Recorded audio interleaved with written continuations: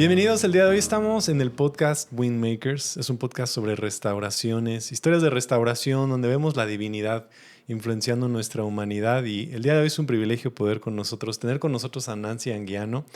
Ella es psicóloga y autora de un libro extraordinario que yo sé que es una historia que realmente a nosotros nos va a traer mucha esperanza, mucha paz.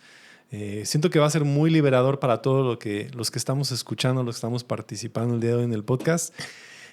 ¿Cómo te va, Nancy? ¿Cómo está esta tarde? Hola, muchas gracias, muy bien, gracias por la invitación, es un gusto estar aquí. Yo creo que me gustaría que comenzáramos, Nancy, hablando acerca de esta historia que comenzó en el 2016.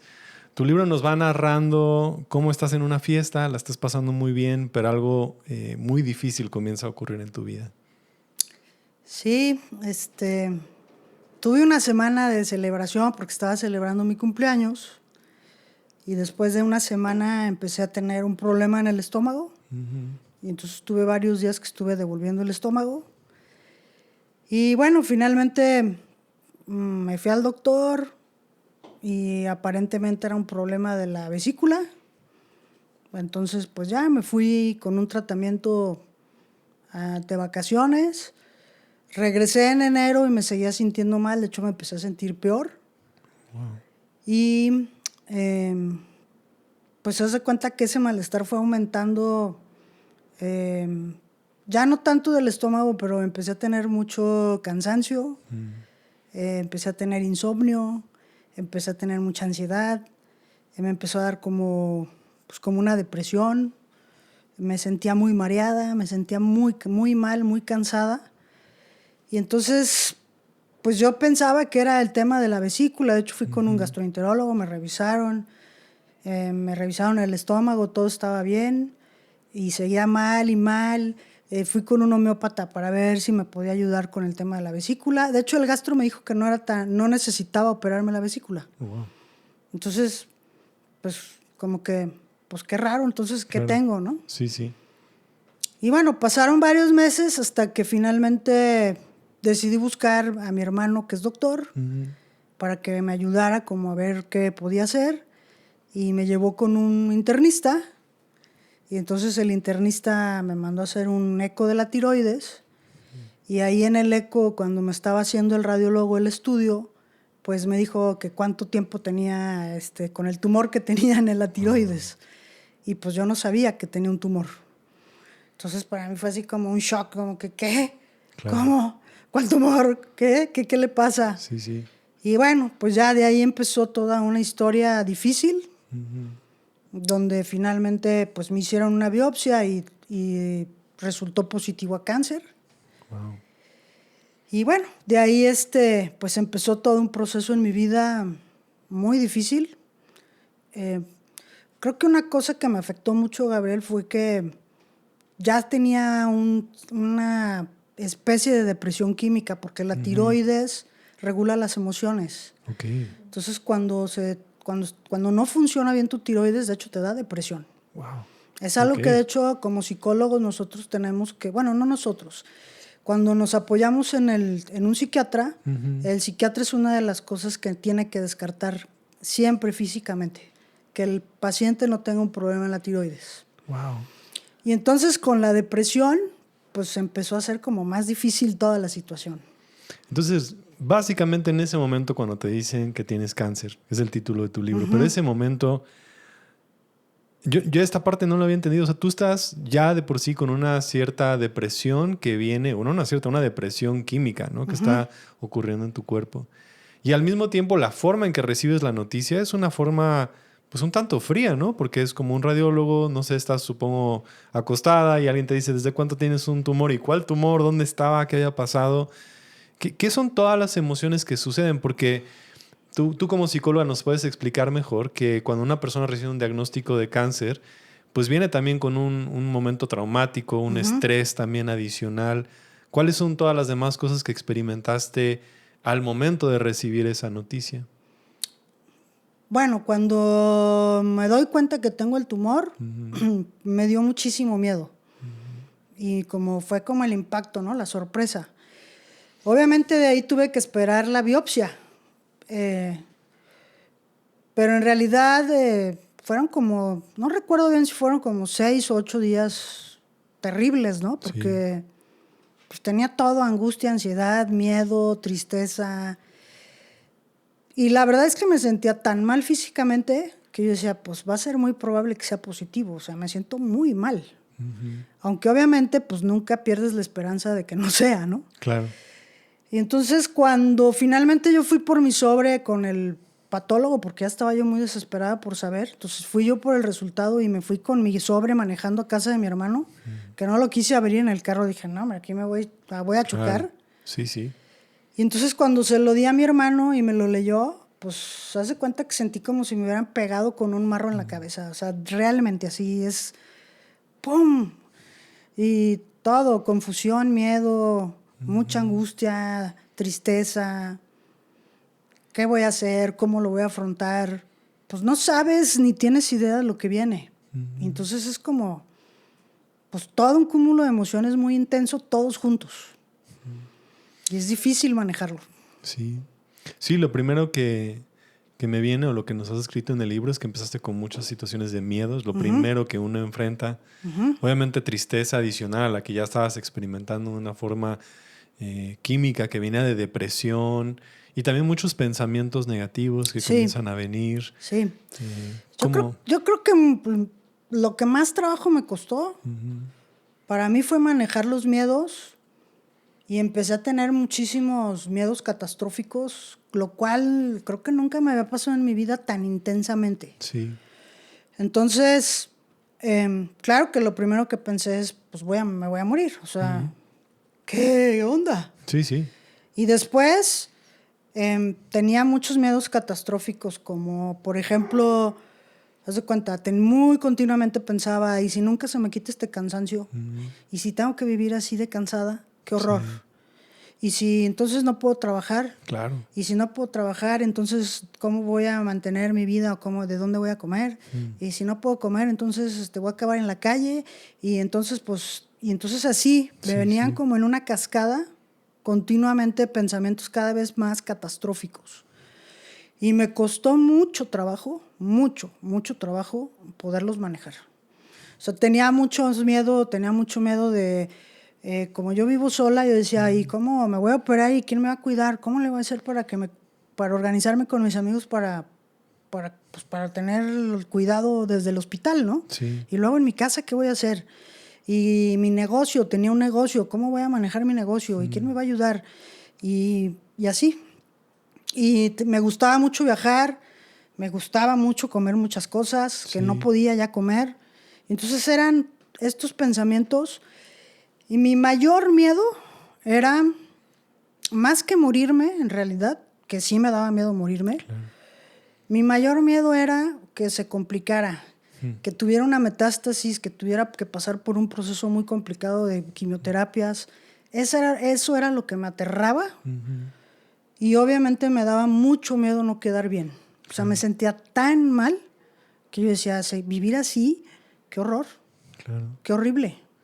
¿Y cómo fue que empezaste? O sea, me estás describiendo esta parte, tienes un montón de síntomas, te sientes cansada, tienes todo este bombardeo de pensamientos, tu cuerpo te está diciendo todas estas cosas.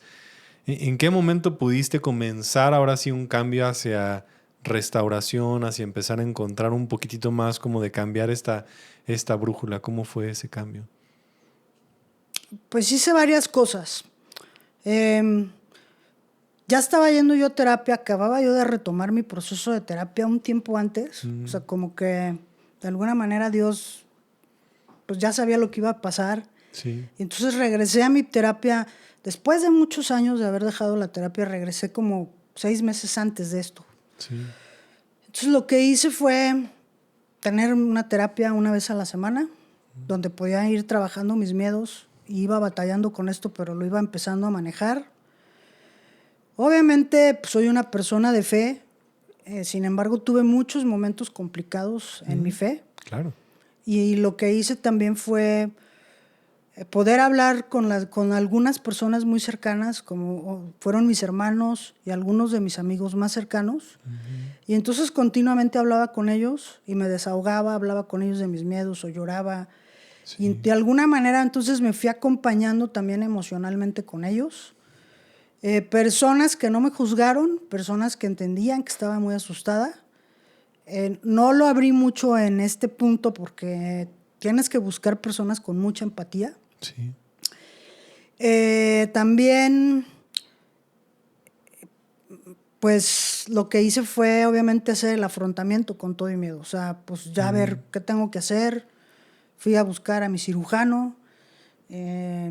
Fui con 3 doctores para tener 3 opiniones. Me preparé mucho para mi operación. Entonces también cuidé mucho mi alimentación.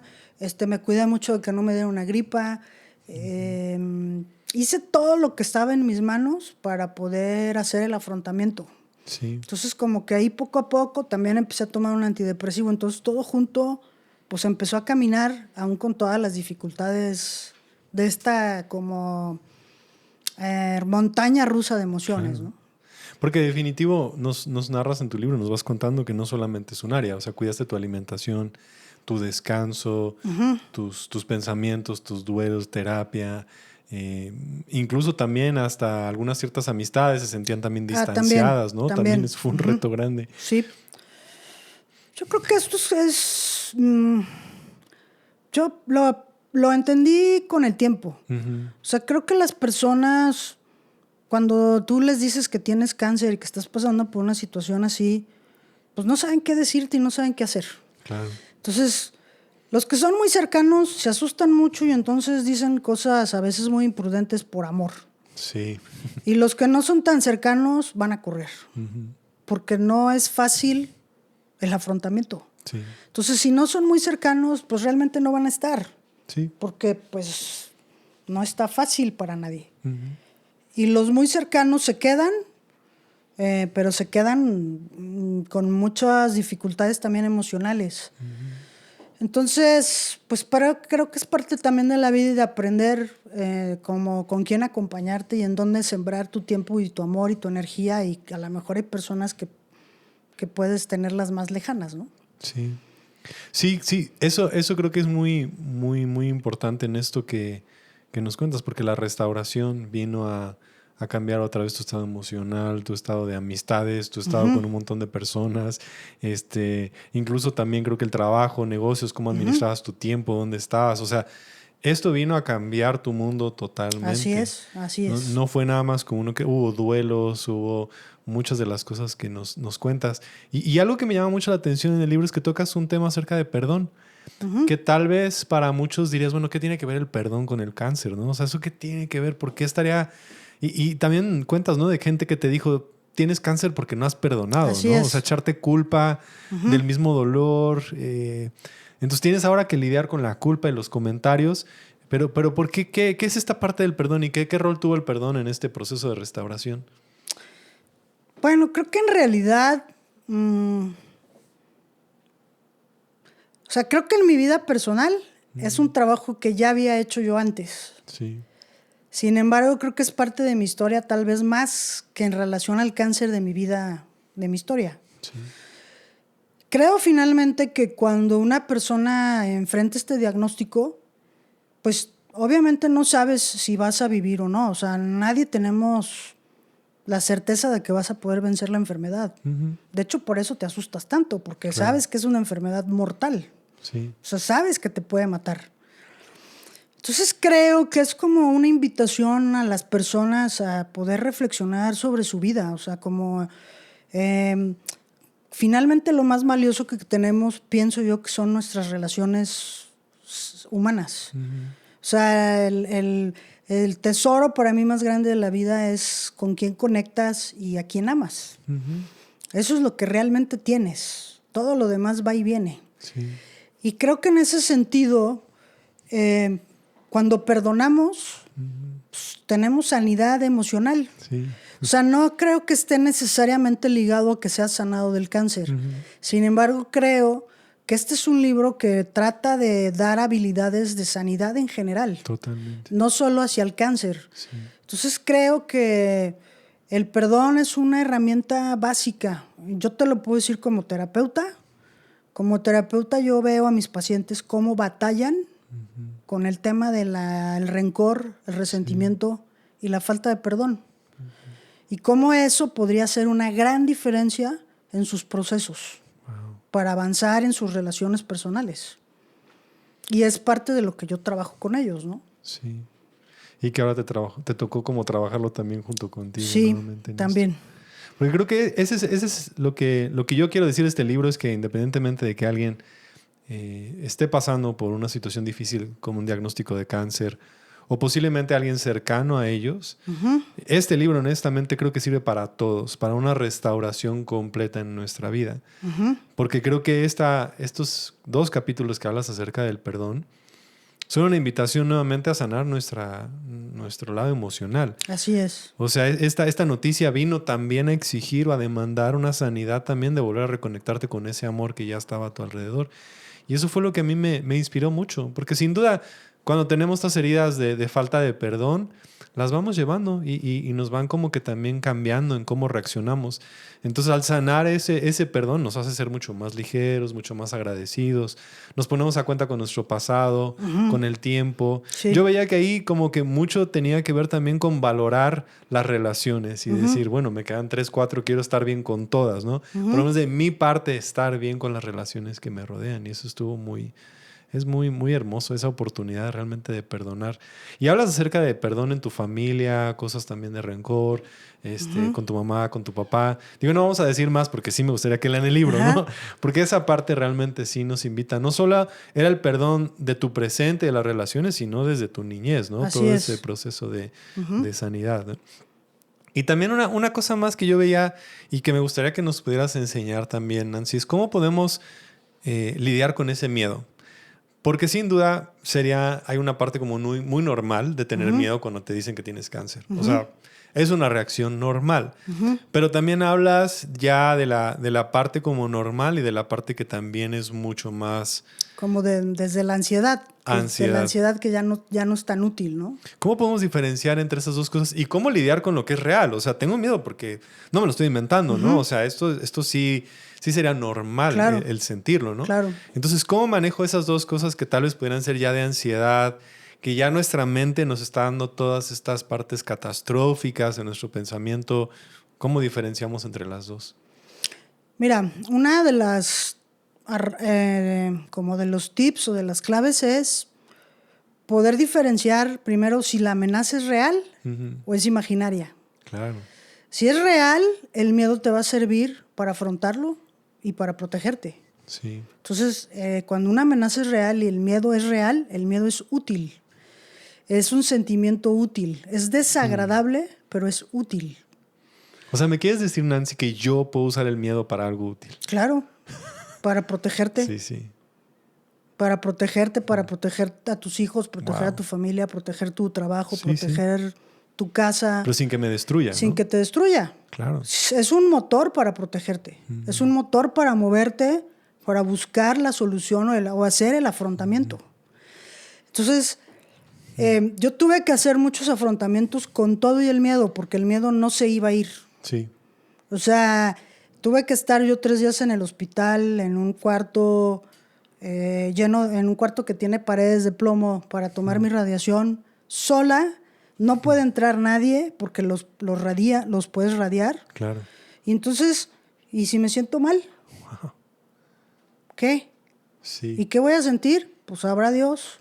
Y no puedo hablar con nadie más que por teléfono.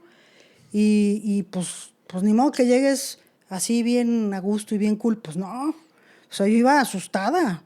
Claro. De hecho, mi miedo me ayudó en el sentido de que yo fui primero al hospital, fui a conocer los cuartos. O sea, yo me adelanté. Te preparaste. Me preparé, pero eso no quiere decir, fui a conocer al radiólogo, que mucha gente no creo que haga eso. Fui y le pregunté la dieta que tenía que hacer porque no puedes comer sal y todo un rollo. Pero finalmente, con todo y que yo me preparé, pues llegas con miedo y entonces es con todo y miedo, pero es un miedo que te sirve para moverte y protegerte. Ahora, lo que a mí me pasaba es que yo tenía una combinación de miedos reales con muchos miedos irreales, que eran estos catastróficos. Sí. Entonces yo pensaba en el futuro muy negativamente. Y eso no ha sucedido, no es real, aún no pasa. Y entonces solo te desgasta, o sea, y entonces ya eso se puede volver una ansiedad crónica, una ansiedad grave que no sirve para nada. Sí. Que solo te quita energía, te paraliza, te aturde, te confunde. Y entonces lo que yo tuve que aprender fue a tratar de separarlos. Y aprendí poco a poco que no puedes adivinar el futuro. Entonces yo decía, no puedo adivinar el futuro. Entonces, a ver, voy a regresar al aquí y a la hora. Voy a vivir en el aquí y en la hora hoy. Sí. Y solo tengo el día de hoy. Y entonces voy a afrontar lo de hoy. Y fue una de las formas en las que yo fui aprendiendo a separar los miedos reales de los irreales. De traer todo al aquí y a la hora. Vivir en el aquí y el ahora. De no dar tanto espacio a esos como pensamientos catastróficos. Así es. Porque no resuelves nada, Gabriel. Claro. Y realmente no han sucedido. Así es. Pero nos mantiene a veces congelados sus pensamientos y nos atormentan y nos causan ansiedad.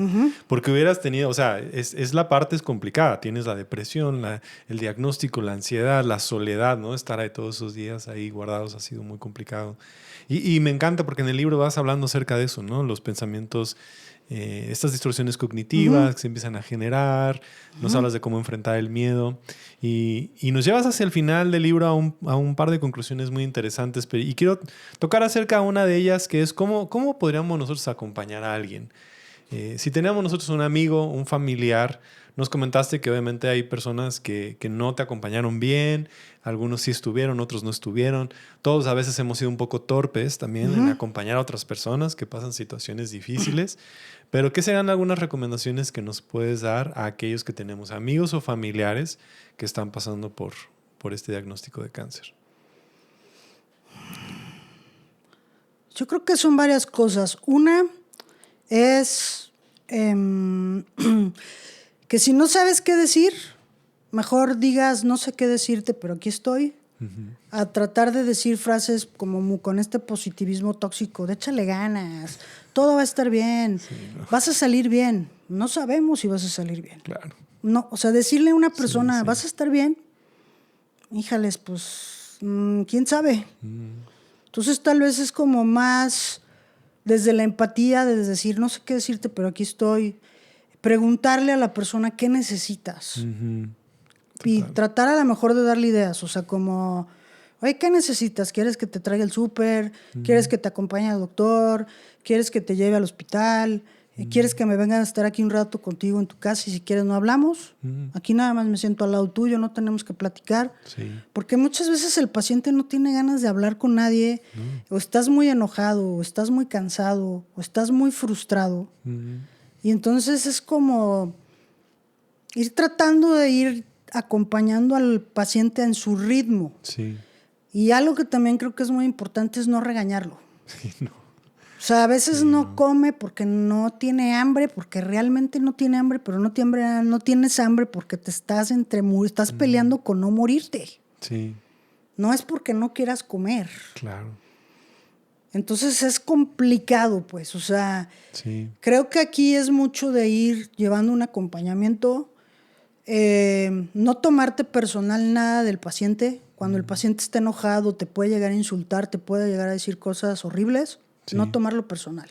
Sí, sí. Ahorita que estabas narrando eso, recordé tanto cuando mi abuelita pasó también por cáncer hacia el final de su vida. Uno de los rituales que teníamos era ir a comer mac and cheese a un lugar, ¿no? Y llegué y le dije ese día, ¿cómo estás? ¿Se te antoja ir a pasear? Vamos a caminar. Te escucho. Y me dijo, bueno, voy a intentar ir con mac and cheese esta vez. Y llegamos y nos sentamos y a la mitad me dijo, ya no quiero, me tengo que ir. Y fue un momento en el que dije, ¿sabes qué? Sí, vámonos, está bien.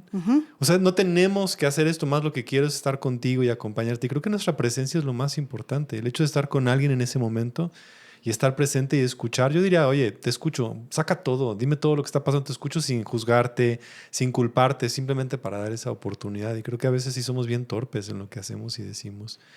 Y creo que debemos aprender a estar. A veces nada más con esa persona, decir te escucho, te acompaño. No tenemos que buscar a veces hasta respuestas del por qué y para qué y el cómo. Y estamos aquí, estamos vivos. O sea, aquí ahora ambos podemos estar juntos en este espacio. Vamos a acompañarnos, vamos a estar presentes y nos damos la oportunidad como de irnos restaurando, ¿no? Sí, creo que otra, por ejemplo, ahorita que decías lo de tu abuelita, Otra parte importante a lo mejor es en esta parte social, pues a lo mejor el paciente sale y a media fiesta, Sí, reunión, lo que se sea, quiere ir. ya no quieres estar. Sí, Y entonces es como saber que puedes como acompañarlo y respetar su tiempo. total. O sea, como respetar su ritmo, ¿no? Sí. No de, ay, ándale, hay que quedarnos y entonces, ándale, échale ganas. No, o sea, no puede. Vámonos. Sí, Entonces no es que no quiera, no Sí. puede. Sí, no. Y entonces eso también, pues es parte del acompañamiento. Claro. Dar ese espacio realmente seguro para esas personas. Sí.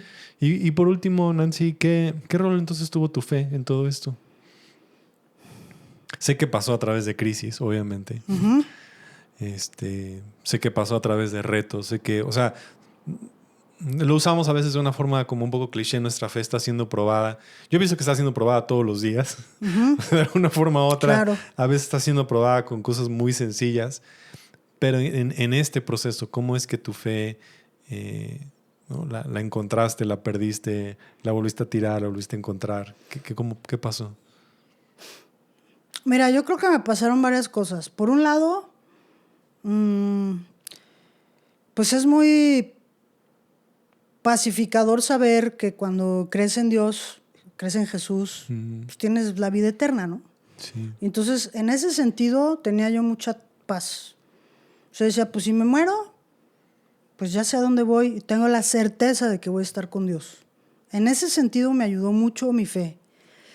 Creo que lo que fue difícil es, de repente cuando tienes una muy buena relación con Dios y tienes muchos años a lo mejor teniendo una relación con Dios como muy tranquila, pacífica, estaba yo pasando por uno de mis mejores momentos en mi vida y de repente viene esta prueba, pues también eso se me puso de cabeza, ¿no? Entonces, Claro.